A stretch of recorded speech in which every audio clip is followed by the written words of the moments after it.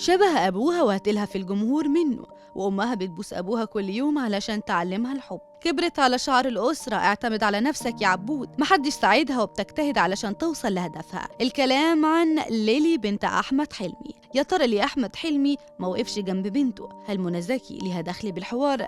إيه المحتوى اللي ليلي بتقدمه على التيك توك؟ هل هتوصل للعالمية؟ الحكاية فيها أسرار كتير هقول لكم عليها في الفيديو اللي معايا ده من حكاوينا. ليلي أحمد حلمي ظهرت على تيك توك والجمهور بيحبها. شعرها كيرلي والستايل بتاعها يختلف عن منى زكي أمها. الناس بتقول عنها شبه أبوها، وده اللي خلى الكل يتابعها، وعلى منصات التواصل الاجتماعي الكل بيسمع لها. هي بتعرف ترسم وعندها بيزنس وبلوجر كمان. ليلي محدش ساعدها ولا حتى أهلها، وكل اللي بتقدمه بمجهود شخصي. بدأت من فترة قريبة على تيك توك وعندها 40,000 متابع، وكل يوم بيزيدوا.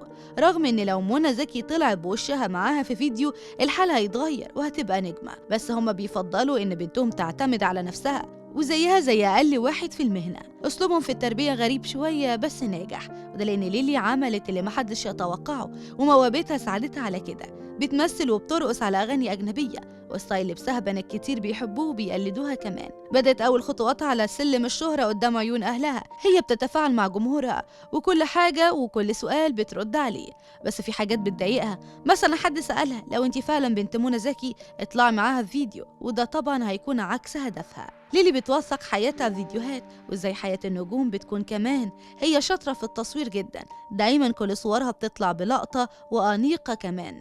هي بتنزل صورها مع أحمد حلمي وبتحط عليها أغنية، والجمهور بيفضل يسأل. الكلام كتر على الشبه اللي ما بينهم. بتقول لجمهورها ادعموني بشير واللايك علشان تثبت لنفسها إنها تقدر توصل لحلمها بدون مساعدة. أما عن موهبتها الخفية فهي بتعرف ترسم وعندها مشروعها الخاص. هي بترسم على الشنط والهدوم كمان، وعلى صفحتها الشخصية بتتواصل مع الناس. براندات كبيرة في البلد بتتواصل معاها علشان الشغل يكبر، وحلمها توصل بالبراند العالمية.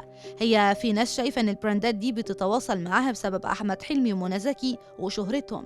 ليلي عندها 21 سنة واتقال إنها مخطوبة لسيف ابن الإعلامية سالي فؤاد، وفي كلام كتير عن إن أحمد حلمي طلب مهر $1,000,000 لست بنات، بس هي لسه في الجامعة ومركزة في دراستها وإثبات نفسها. كمان في أسلوب التربية اللي بيعتمد على الحب لكل اللي حواليها. إخواتها مش شايلين موبايل وهي شايلة، وأبوها وأمها بيبوسوا بعض كل يوم قدامهم علشان يعلموهم معنى الحب. لهلوبة في الإنجليزي، والمتابعين عندها معجبين بشعرها والتاتو اللي على ايديها وحبها للرسمة. يا ترى ايه رأيكم في عدم دعم أحمد حلمي ومنى زكي لبنتهم؟ هل هم صح ولا لا؟ شاركوني برأيكم في التعليقات.